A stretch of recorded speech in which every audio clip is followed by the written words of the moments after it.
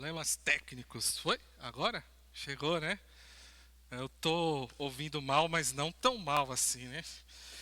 Que bom estar de volta. Que bom poder compartilhar a palavra de Deus com os irmãos hoje à noite. E antes de começar, eu só queria fazer um grande agradecimento ao meu parceiro de ministério, meu grande amigo Cris. Para quem não sabe, eu estou enfrentando uma enfermidade na minha audição. Eu estou com os meus dois ouvidos tampados já faz 33 dias. É, coisa de ansioso, né? Eu fico contando os dias para ficar curado logo. E essas últimas semanas eu tentei evitar o máximo possível de exposição. E graças a Deus as coisas estão melhorando. Eu não tenho mais nenhuma infecção, inflamação nos ouvidos, mas ainda continuo com o meu ouvido direito totalmente tampado. O esquerdo está melhorando um pouquinho a cada dia. E eu quero agradecer os irmãos, quero agradecer o Cris. E nós seguimos aqui trabalhando, servindo ao Senhor, enquanto Ele vai trabalhando em nós, né? Não tem jeito, a única coisa que tem nos meus ouvidos agora é catarro atrás do ouvido, e segundo os médicos não tem muito o que fazer, é esperar. Então tem algumas pessoas que melhoram em semanas, tem algumas pessoas que demoram 2, 3 meses para que essa questão melhore, né? Peço que os irmãos continuem orando por mim. Quero dar um aviso também. No mês da família a gente sempre tenta convidar alguns pastores para estar aqui conosco, alguns irmãos para pregar a palavra de Deus. E na semana que vem o nosso tema é Coloque Ordem nas Suas Finanças. E nós teremos aqui conosco Neemias. Ele é lá da igreja do Imbuias. Conheço ele desde jovem, grande servo do Senhor. Ele é especialista nessa área de finanças, também é contador, trabalha junto com o nosso contador, inclusive, o pastor Ademário. Então ele vai estar com a gente no próximo domingo, dando alguns conselhos para nós preciosos sobre finanças. E como o Cris já avisou, no dia 31 a gente vai ter com a gente aqui o Dr. Arnon pregando a palavra de Deus também. Então, esses 2 últimos domingos, você não pode faltar, esteja aqui conosco. Vai ser uma grande bênção poder ouvir esses servos de Deus falando com a gente através da palavra do Senhor. Muito bem, o Cris pregou as 2 últimas mensagens. Coloque ordem dentro de você e coloque ordem na criação dos seus filhos, foi a mensagem da semana passada. Aí eu falei, bom, eu acho que esse mês eu vou ficar tranquilo, vou ficar de boa, né? Mas a gente não conseguiu nenhum convidado para hoje.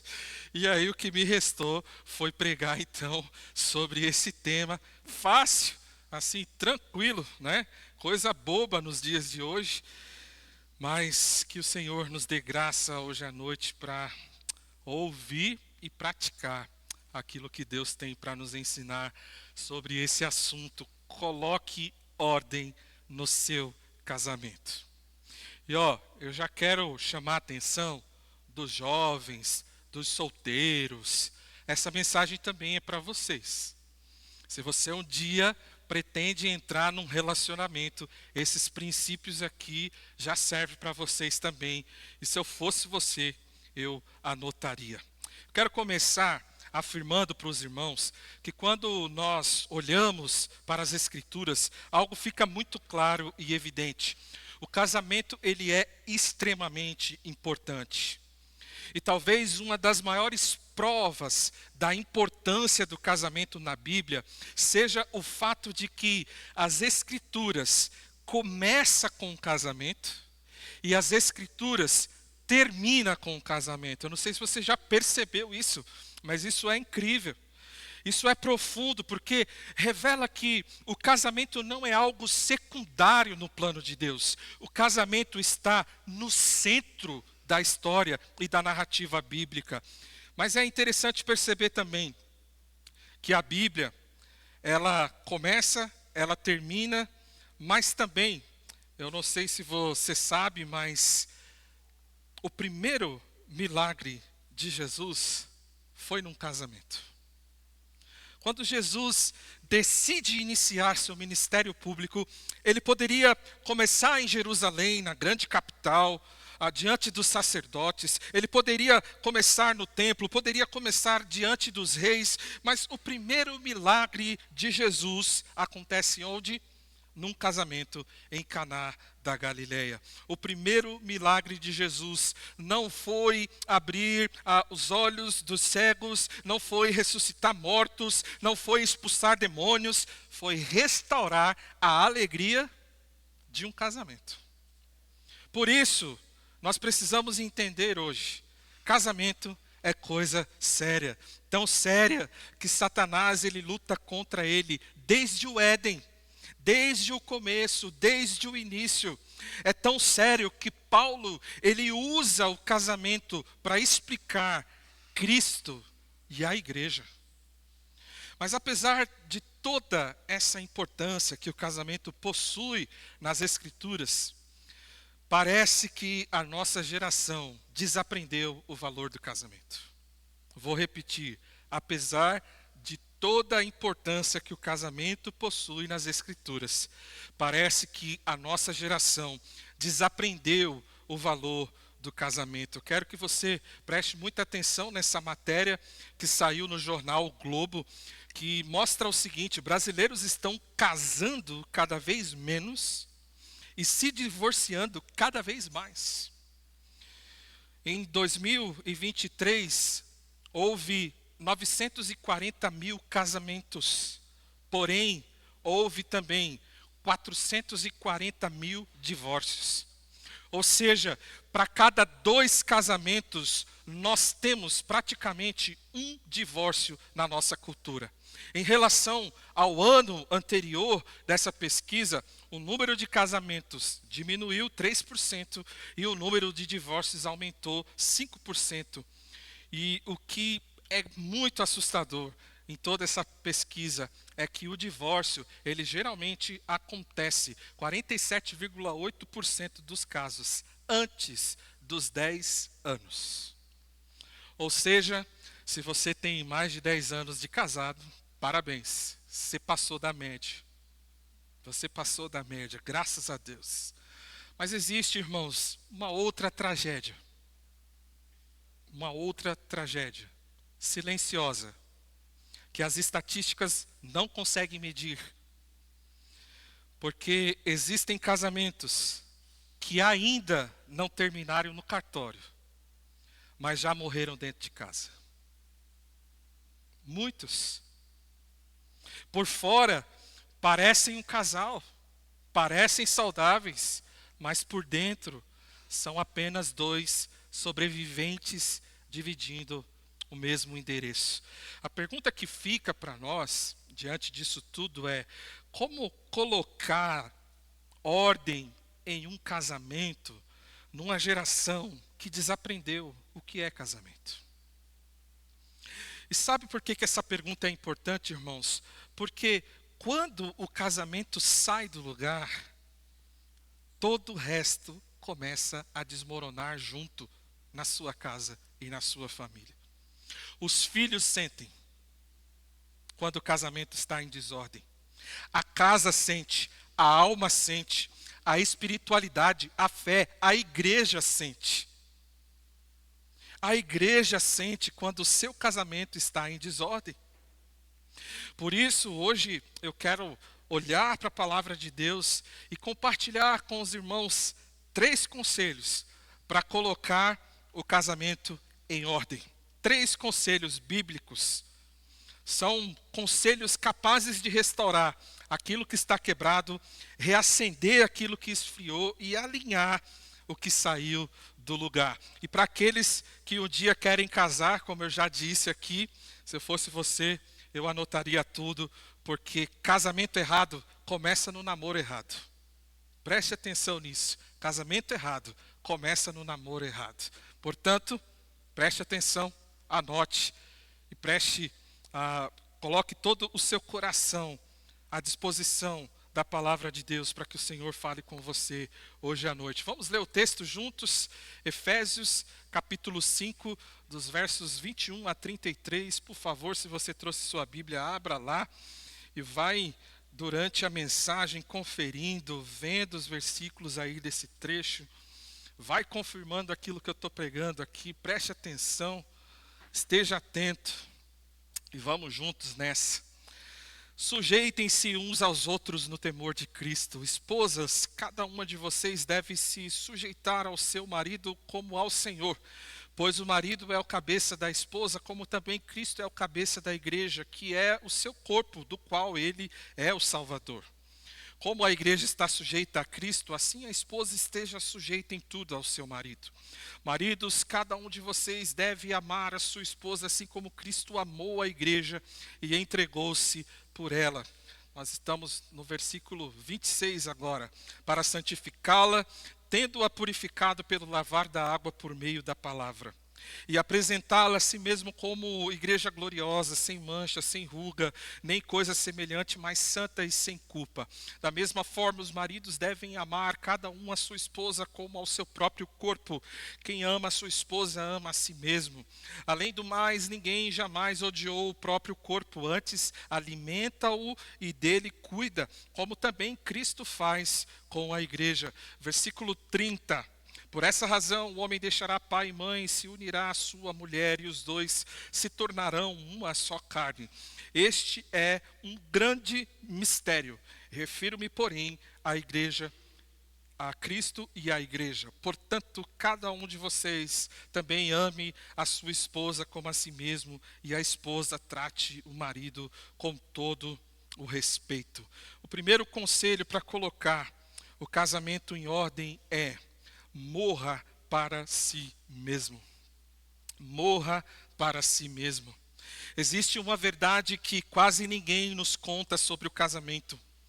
O casamento não é apenas um lugar de amor. O casamento também é um lugar de morte.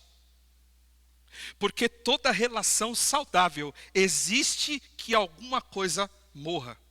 Toda relação saudável exige que alguma coisa morra. A grande crise de muitos casamentos não é falta de dinheiro, não é falta de romantismo, não é falta de estrutura. A grande crise é que existe duas pessoas tentando fazer a própria vontade o tempo inteiro. Eu quero, eu acho, do meu jeito, no meu tempo, na minha vontade. E enquanto o eu estiver sentado no centro do casamento, o relacionamento nunca estará em ordem. Eu quero que você saia com esse princípio na sua cabeça hoje. Enquanto o eu estiver sentado no centro do casamento, o relacionamento nunca estará em ordem. Por isso, Paulo, ele começa falando no trecho: sujeitem-se uns aos outros. E a palavra que Paulo usa em Efésios 5:21 para sujeitem-se é extremamente rica, profunda, maravilhosa. No grego, a palavra é hipotazo. E ela é formada por duas partes: hipo, que significa de baixo, e tazo, que significa organizar, ordenar, colocar em posição. Literalmente, essa palavra significa colocar-se voluntariamente debaixo de uma ordem. Paulo não está falando aqui de humilhação, inferioridade ou opressão. Ele está falando de uma disposição voluntária de abrir mão do ego para preservar a unidade. No contexto militar do mundo grego, hipotazo, essa palavra, era usado para soldados que se organizavam sobre uma liderança para que houvesse ordem e não caos, não bagunça. A ideia principal dessa palavra é abrir mão da independência absoluta para que exista harmonia, para que exista paz, ordem. Então, quando Paulo diz, sujeitem-se uns aos outros por temor a Cristo, ele está dizendo, organizem suas vontades, seus desejos, os seus interesses de maneira humilde, colocando o outro acima de si mesmo. Interessante, só uma observação. Antes de Paulo dizer para as mulheres se sujeitarem aos maridos, Paulo está dizendo que sujeitar-se é coisa de quem serve a Jesus, tanto de homens como de mulheres. Sujeitai-vos uns aos outros. Homens, nós também somos convidados a nos sujeitarmos, para que haja unidade, ordem e paz no casamento. Isso muda completamente a leitura do texto, porque sujeição bíblica não é escravidão, é uma decisão de abandonar a guerra do ego.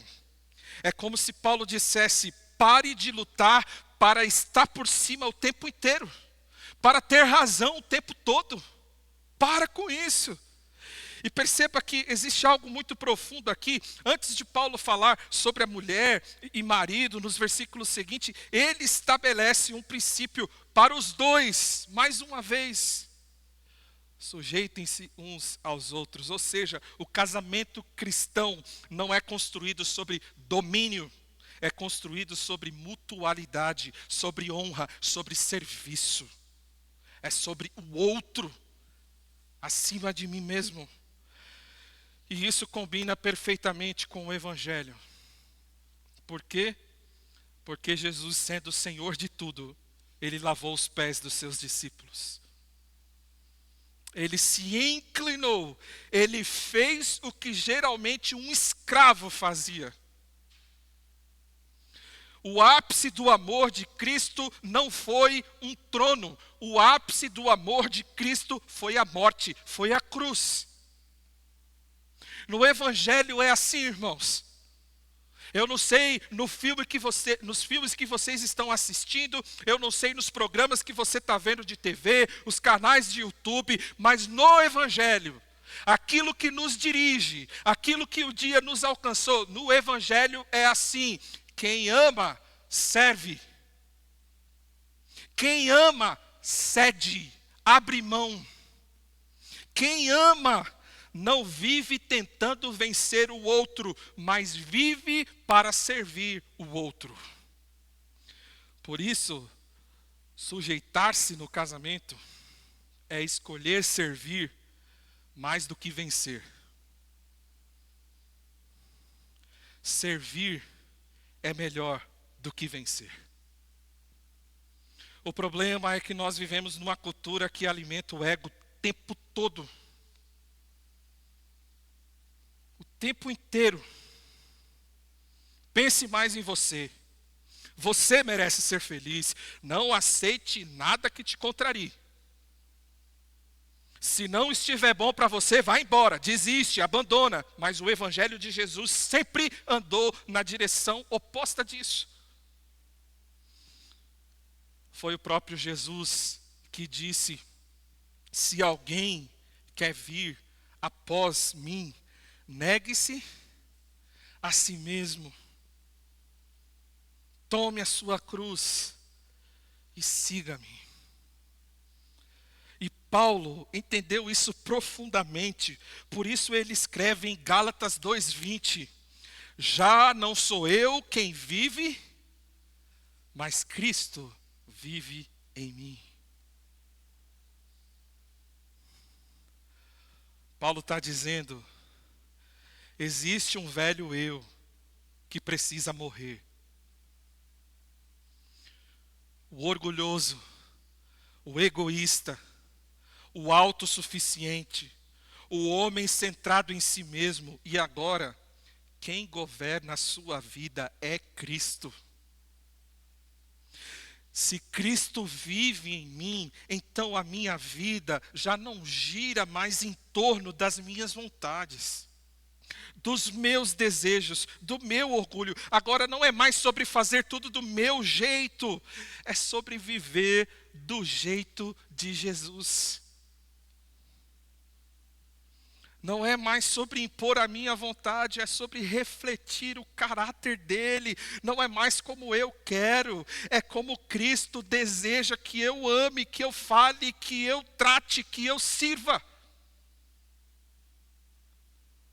Enquanto o eu continuar vivo, o casamento vai continuar desorganizado. Casamentos entram em ordem quando o ego sai do trono e Cristo assume o governo da casa. Se Cristo vive em mim, o meu casamento precisa refletir Cristo dentro da minha casa. Sobre o meu pensar, tudo o que eu falar, faz-me refletir a grandeza que há em ti. Tu és para mim mais que tudo.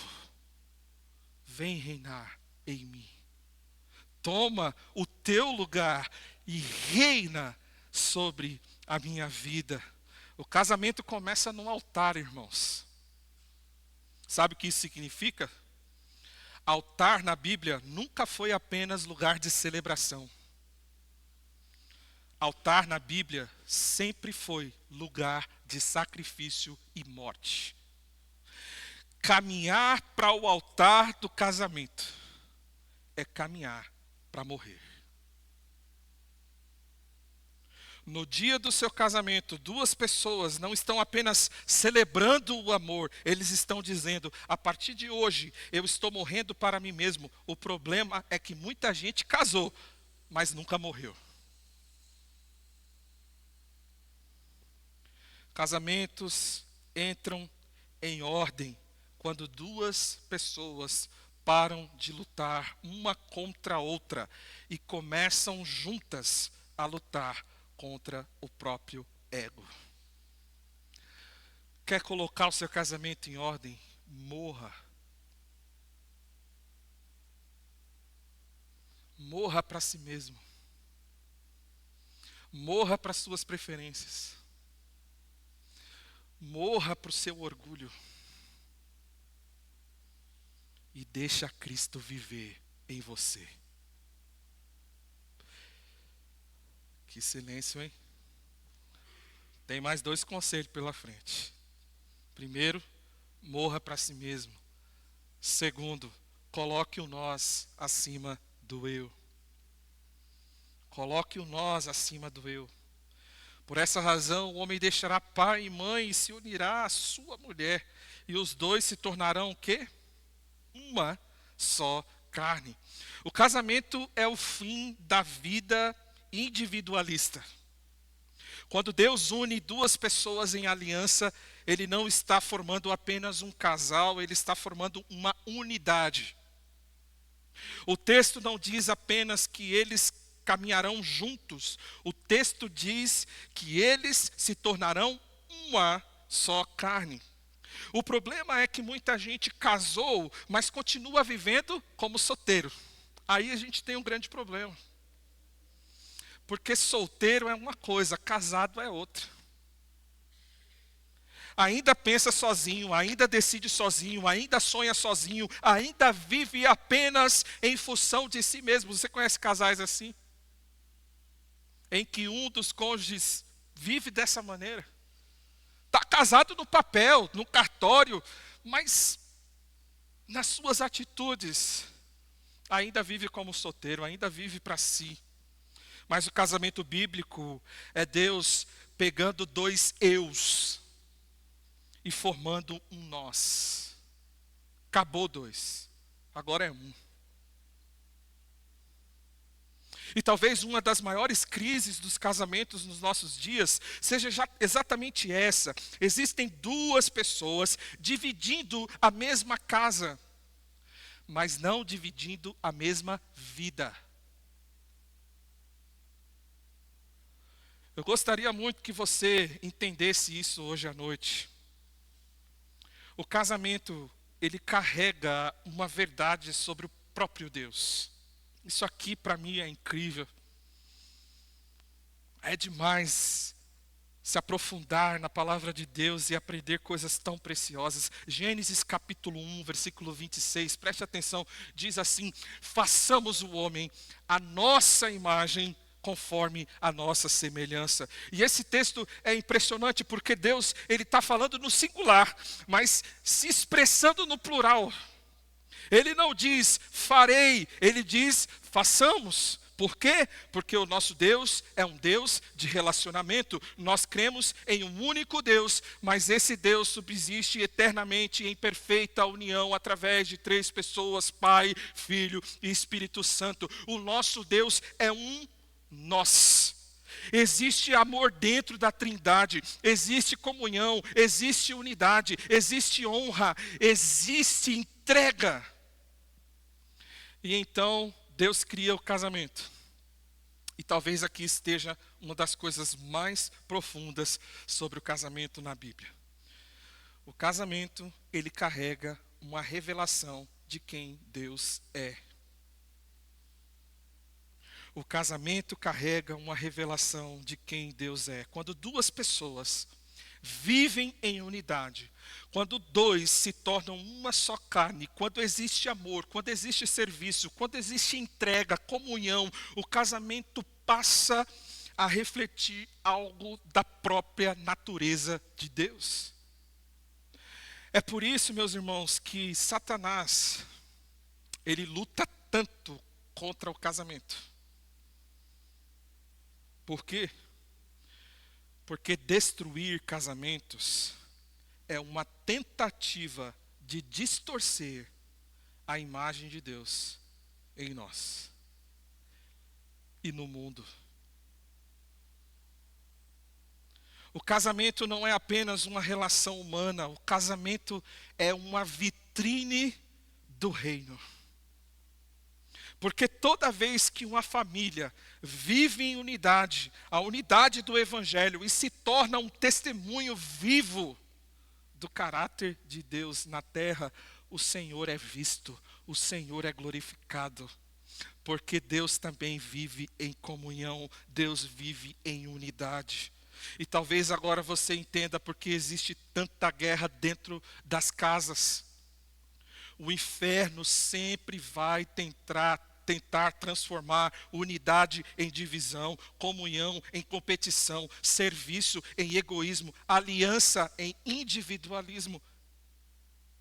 O ego diz: é meu dinheiro, é minha vontade, é meu tempo, é minha opinião, é meu espaço. Mas o Evangelho nos ensina uma outra linguagem. É nossa casa. É nossos sonhos. São nossas decisões. São nossas lutas. É a nossa família. Eu quero que você pense uma coisa comigo. E isso é muito interessante. Aqui, nesse auditório, no nosso templo, eu consigo olhar para vocês. Eu consigo olhar para cada um de vocês. Tem gente prestando atenção, tem gente dormindo, tem gente olhando para cima, tem gente olhando para baixo, tem gente mexendo no celular. Eu consigo olhar todos vocês daqui. Mas existe um rosto que eu não consigo enxergar.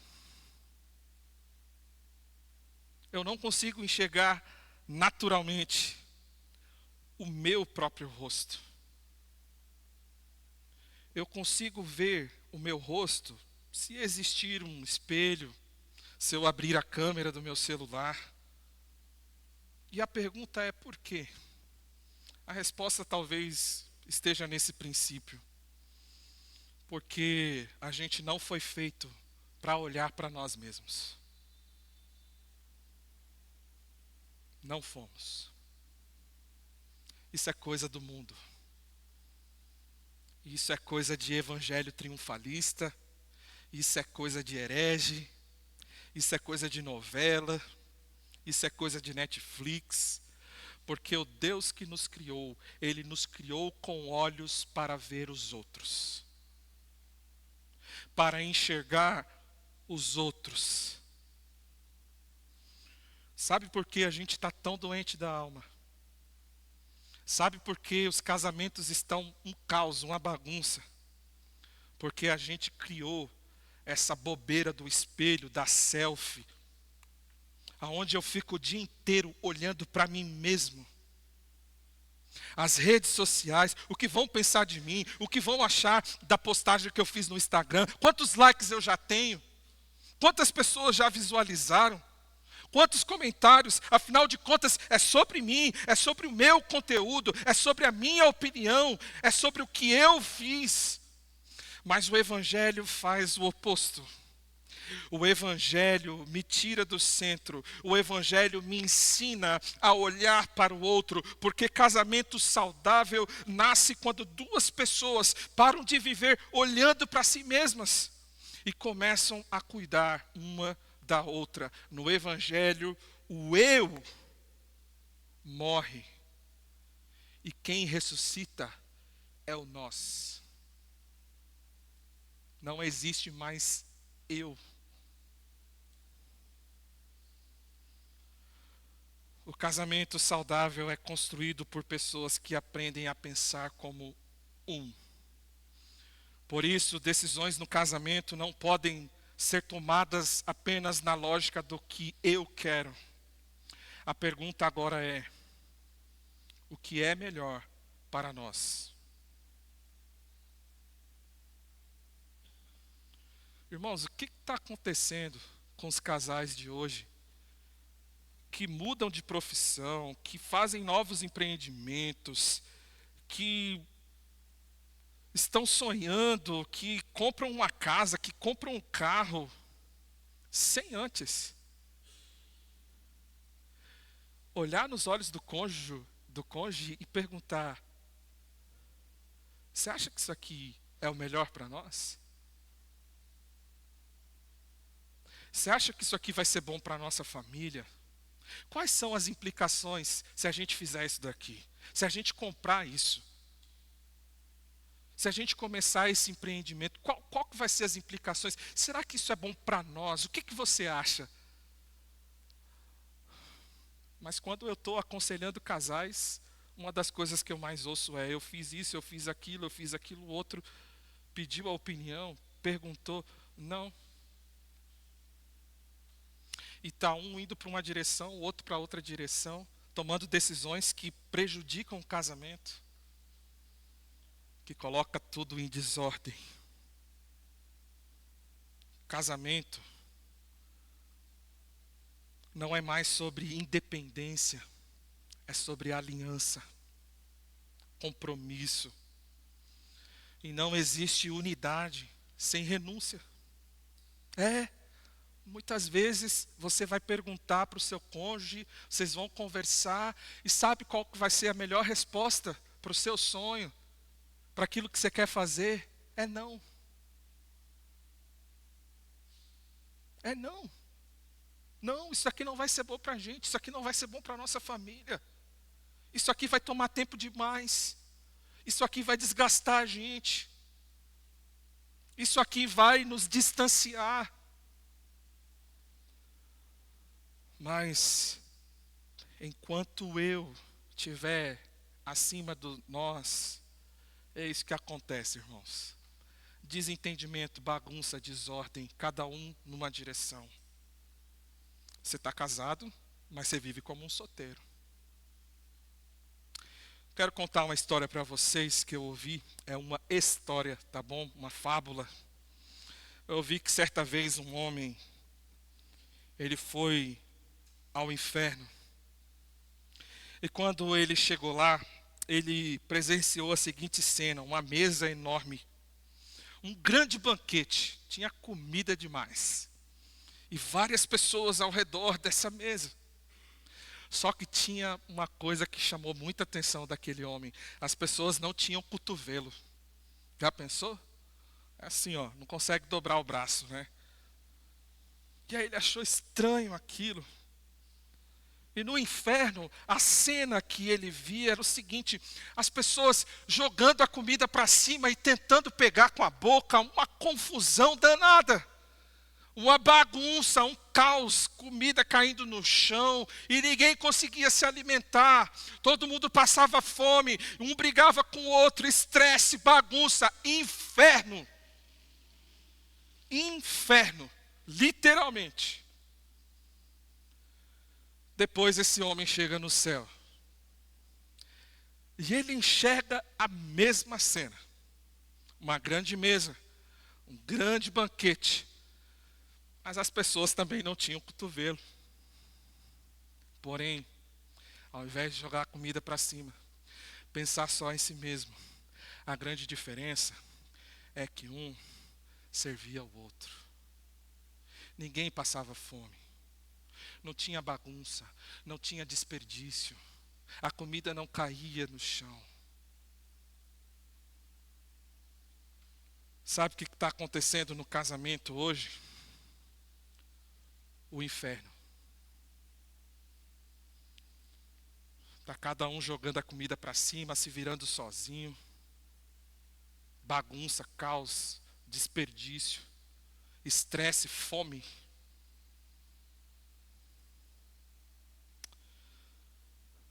No mundo onde as pessoas se sujeitam umas às outras, e essa palavra, ela carrega a ideia de escravo. E talvez você pense, eu ser escravo? Agora presta atenção nisso. No ambiente, numa casa, no mundo, onde as pessoas servem umas às outras, sujeitam umas às outras, são escravas umas das outras. Todo mundo é escravo, mas todo mundo é senhor. Todo mundo serve, mas todo mundo também é servido. A gente dá de comer, mas a gente também come. O problema é que a gente vive num mundo de senhores, de reis e rainhas, que querem mandar, que querem dar a última palavra, que só pensam em si mesmo. Por isso, o casamento de muita gente aqui é muito mais parecido com o céu do que com o inferno. Talvez hoje Deus esteja chamando alguns casais aqui para voltar a falar a linguagem do nós. Porque enquanto isso acontece, Deus é visto, Deus é revelado, Deus é glorificado, porque o seu casamento não é apenas sobre vocês dois. É maior do que isso. O casamento de vocês é sobre Deus. A gente não pode se esquecer disso, irmãos, na nossa relação. O nosso casamento não é apenas sobre nós dois, é maior do que isso. O casamento é sobre Deus, é sobre o Evangelho, é sobre mostrar ao mundo como Cristo ama, é sobre refletir a imagem e a semelhança do Senhor, é sobre duas pessoas imperfeitas vivendo uma aliança que aponta para o Deus perfeito. Quando existe unidade, quando existe entrega, quando existe amor, quando existe serviço, o céu toca a terra na sua casa, na sua família, no seu casamento. Não é o inferno, é o céu. Que a minha casa e a sua casa seja tocada pelo céu. Seja abençoada pelo Senhor. Um casamento saudável não produz apenas felicidade, ele produz testemunho. Ele anuncia o Evangelho.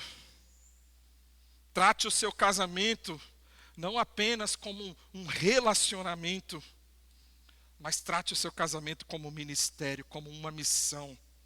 Trate como uma oportunidade diária de dizer ao mundo, olhem para nós e vejam Deus em nós, porque o seu casamento nunca foi apenas sobre você, foi sobre a glória de Deus.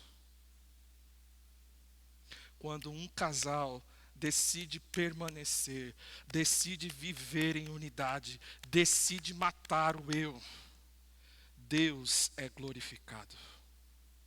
O nome de Jesus é exaltado. Isso serve de testemunho para as nações de quem é Deus. Sabe, irmãos, um dos conselhos que eu gosto muito de dar para os casais é, talvez o que falta hoje no seu casamento é você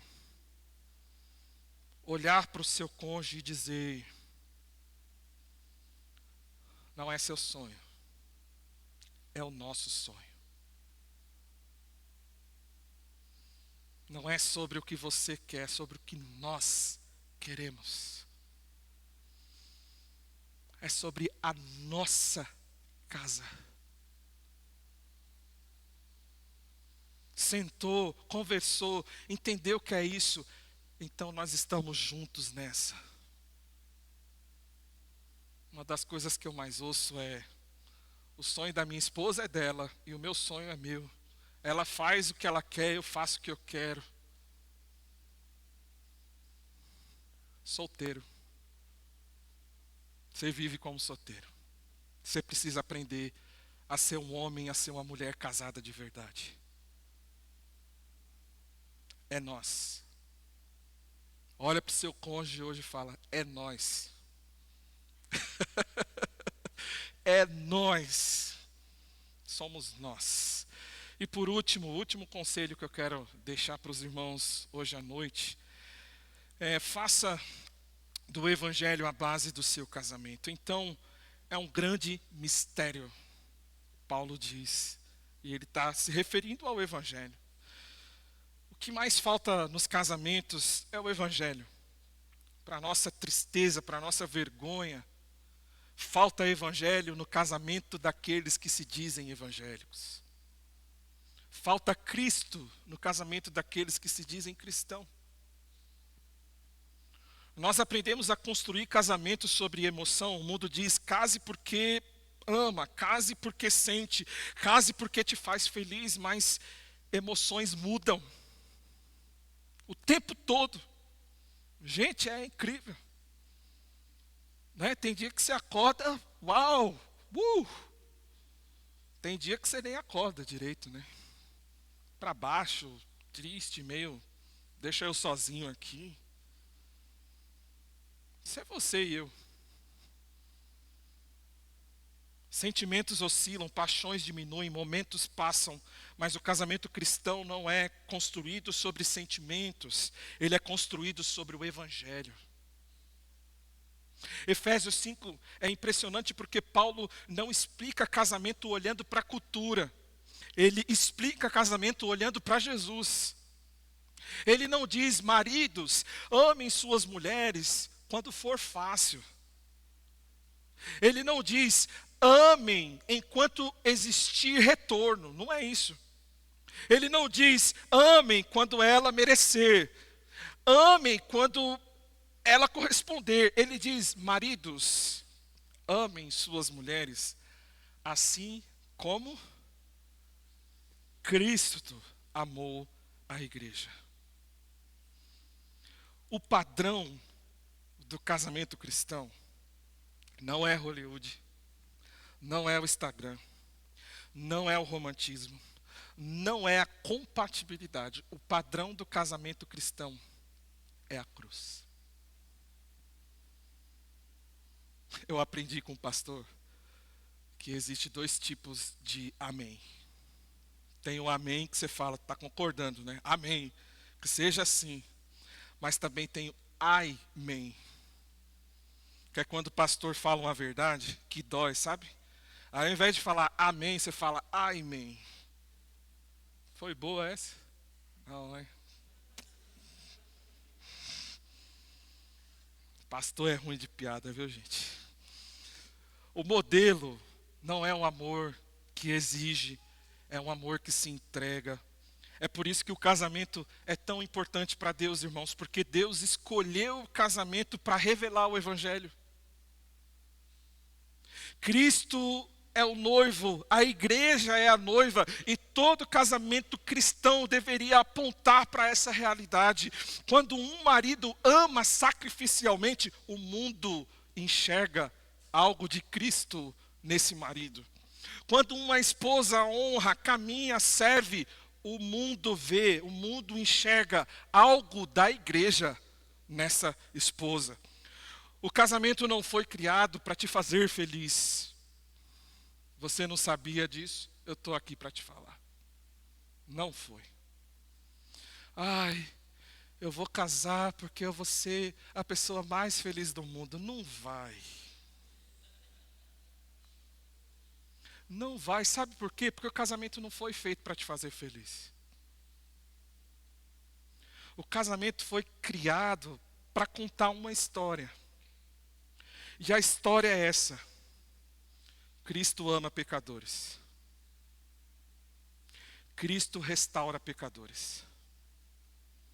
Cristo não abandona pecadores. Pastor, meu marido é um traste. Não presta. Estou cansado, vou desistir. Se você é cristão de verdade, olhe para a cruz e ame o pecador do seu marido, como Cristo ama os pecadores deste mundo.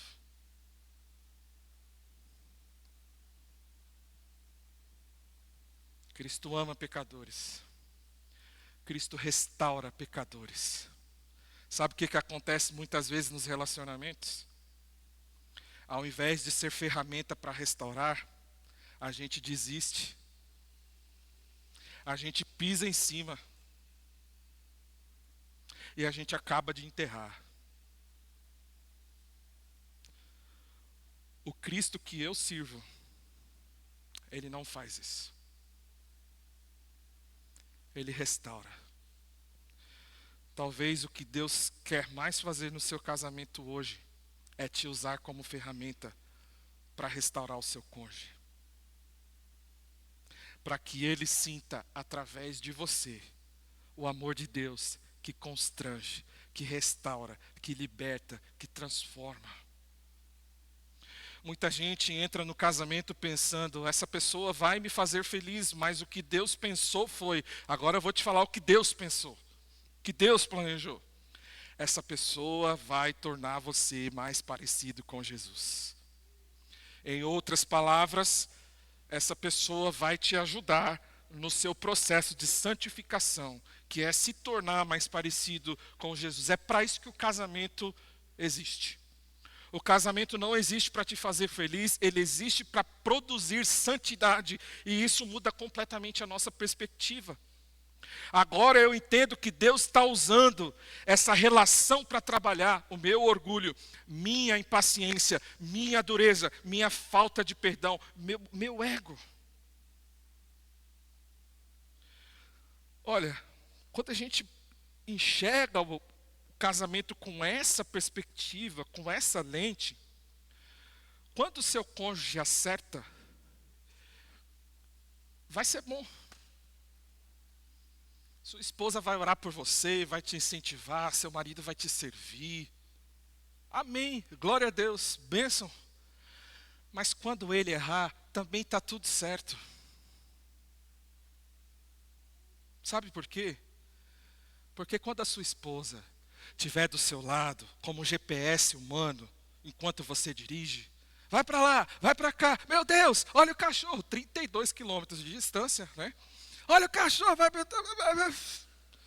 Quando isso acontecer, sabe o que Deus está fazendo? Paciência. Shhh. Cala a boca. Eu falei para vocês, né, uns dias atrás, aí voltando da igreja, irmãos, um cara devagar na minha frente, não dava seta, e eu não sabia se ele ia para lá, ou ia para cá, eu fiquei bravo. Acelerei o carro, a Ângela era para mim e fala, nossa, para que acelerar tanto assim? Não precisa andar nessa velocidade. Aí eu pensando comigo, meu, cara tá errado, eu que levo a culpa, bicho. O que eu fiz? E naquela noite, Deus me fez mais parecido com Jesus, através do meu GPS. Entende como o evangelho muda? Quando seu marido é grosso com você, é hora de colocar o amor em prática. É hora de viver o evangelho. É exatamente aqui que o evangelho faz toda a diferença no casamento, porque amar quando tudo está bem é fácil, irmãos. Amar quando existe romantismo é fácil. Amar quando o outro acerta, quando o outro corresponde, quando o outro merece, isso não exige nada de nós. Nada. Mas o Evangelho, ele faz essa grande diferença quando falta, quando o outro falha. É que o Evangelho faz a diferença. É quando o outro erra, é quando o outro não merece, porque é exatamente aí que o Evangelho entra. Quando a outra pessoa acerta, eu celebro, mas quando a outra pessoa erra, eu perdoo. Quando o outro corresponde, eu descanso. Mas quando o outro falha, Deus trabalha a minha paciência, a minha mansidão, minha misericórdia, a minha entrega. O Evangelho não aparece quando tudo está funcionando. O Evangelho aparece exatamente quando seria mais fácil desistir. E ainda assim, você olha para a cruz e fala: Deus não desistiu de mim, eu também não vou desistir dele. Eu também não vou desistir dela. Sabe por que isso é tão importante? Porque foi exatamente isso que Jesus fez por nós. Romanos 5,8 diz: mas Deus demonstra o seu amor por nós. Cristo morreu em nosso favor quando ainda éramos pecadores. Cristo não nos amou quando acertamos. Cristo não nos amou quando estávamos no nosso melhor momento. Cristo não nos amou quando merecíamos. Ele nos amou no erro, na falha, na rebeldia. Ele nos amou quando tudo em nós dizia: não vale a pena. E eu creio que seja exatamente por isso que Paulo, ele diz: maridos, amem suas mulheres como Cristo amou a igreja. Porque o padrão do casamento cristão não é o merecimento. O padrão do casamento cristão, sabe qual que é? Graça. Graça. É amar quando é difícil. É permanecer quando seria mais fácil desistir. É servir quando não existe retorno. É estender graça quando o outro falha. Porque é exatamente isso que Jesus fez conosco. O casamento não revela apenas quem o outro é, mas muitas vezes o casamento revela quem nós somos e quem ainda nós precisamos nos tornar em Cristo. Ah, tem gente que no meio do casamento, das discussões, do estresse, do GPS, chega à conclusão: falta demais para eu me parecer com Jesus. Talvez o problema do seu casamento não esteja apenas no relacionamento, talvez esteja no coração, porque ninguém consegue viver o evangelho que nunca experimentou. Você não consegue oferecer graça se nunca recebeu graça. Você não consegue estender perdão se nunca foi alcançado pelo perdão. Você não consegue amar como Cristo se você ainda não foi transformado por Cristo. Muitos dos problemas do casamento vêm da nossa história, vêm das nossas feridas do passado, vêm dos nossos traumas, da nossa família de origem. E por que isso é um grande problema? Porque a gente acha que o nosso cônjuge tem a capacidade de nos curar. Muita gente entra no casamento assim.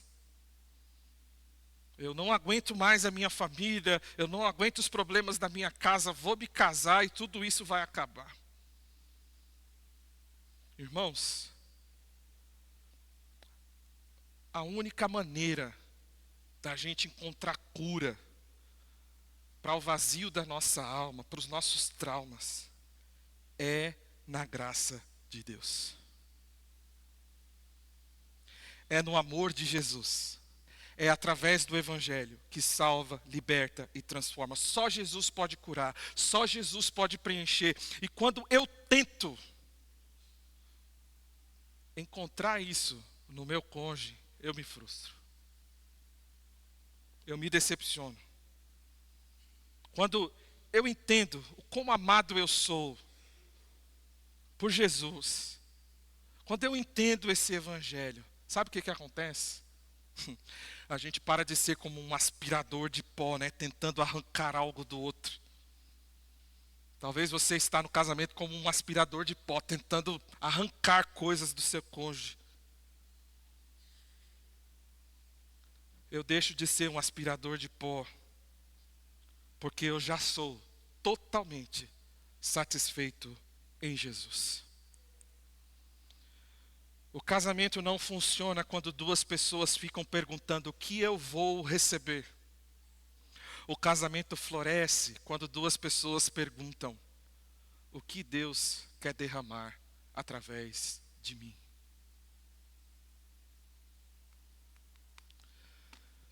O seu cônjuge não é uma torneira para preencher a sua vasilha. O seu cônjuge é um recipiente para você encher daquilo que transborda de Deus no seu coração.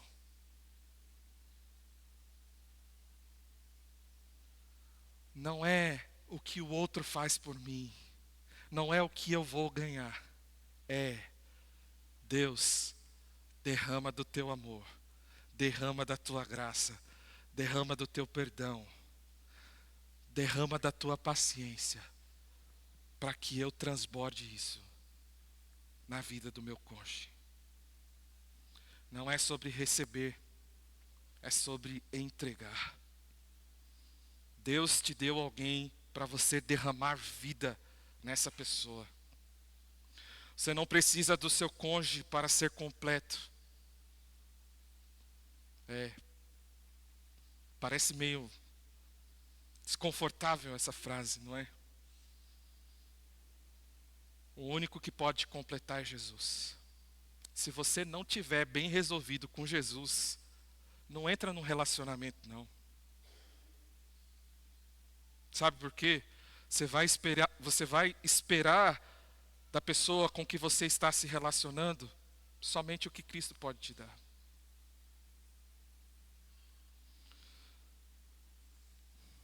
Sabe para que você precisa do seu cônjuge? Para derramar sobre ele a graça que você recebeu de Jesus. Porém, só é possível dar aquilo que você tem. Se você não tiver cheio desse amor, não tem como amar. Mais do que dinheiro, trabalho, sonhos, conquistas, o que nós mais precisamos, irmãos, é do Evangelho. Você não precisa de um cônjuge melhor. Você precisa do Evangelho. Você precisa ser completo e pleno em Jesus. Você precisa entender o quão amado você é. Mulheres, irmãs em Cristo, vocês já têm um noivo. E esse noivo é Cristo Jesus. Homens, nós já estamos completos nele. Ele é a nossa satisfação. Quando Cristo se torna suficiente, sabe o que acontece? O casamento deixa de ser um lugar de carência e se torna um lugar de transbordamento. É isso que acontece com o casamento que faz do Evangelho a sua base. Hoje nós aprendemos 3 conselhos para colocar em ordem o nosso casamento. Primeiro, morra para si mesmo. Segundo, coloque o nós acima do eu. Terceiro, faça do Evangelho a base do seu casamento. Talvez hoje existam pessoas aqui que chegaram nesse culto, ou talvez você está assistindo essa live cansado, cansada. Casais cansados, pessoas feridas, maridos que não sabem mais o que fazer, esposas que estão lutando sozinhas há muito tempo. Casamentos onde a alegria acabou, a conversa acabou, a admiração acabou, o brilho acabou. E talvez alguém esteja pensando, pastor, nós estamos quebrados demais. Pastor, você não sabe o que aconteceu. Pastor, já tentamos. Mas eu quero te lembrar algo muito importante hoje à noite, meu irmão e minha irmã. O primeiro milagre de Jesus aconteceu exatamente num casamento. Não foi no templo, não foi na sinagoga, não foi diante dos sacerdotes, foi numa festa de casamento. Por quê? Porque Jesus queria deixar uma mensagem muito clara para nós. Quando falta, eu entro. Quando acaba, eu restauro. Quando parece perdido, eu transformo.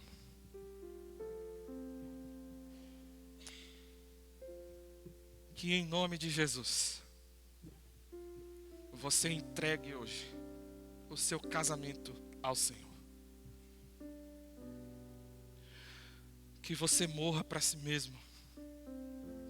Que você coloque o nós acima do eu. E que você faça do Evangelho a base do seu casamento. E se tem alguém aqui hoje à noite que ainda não se casou com Jesus, que ainda não se entregou a Cristo, que ainda não teve essa experiência de ser encontrado pela graça do Senhor, que liberta, que transforma, que providencia, que perdoa, saiba que basta você crer. Crer que Jesus morreu por você. Crer que Jesus pode perdoar os seus pecados. Crer que Jesus pode te dar um novo recomeço, uma nova vida.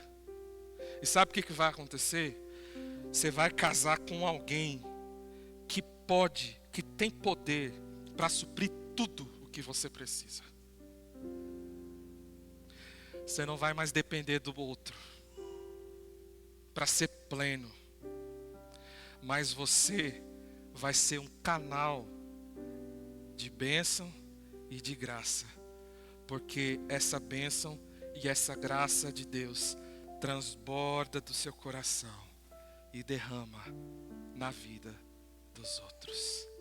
Vamos ficar de pé, vamos orar essa canção e dizer: Jesus, Tu és tudo o que eu preciso. É o Evangelho, é sobre Jesus, é sobre Ele. E é a Ele que nós nos rendemos essa noite.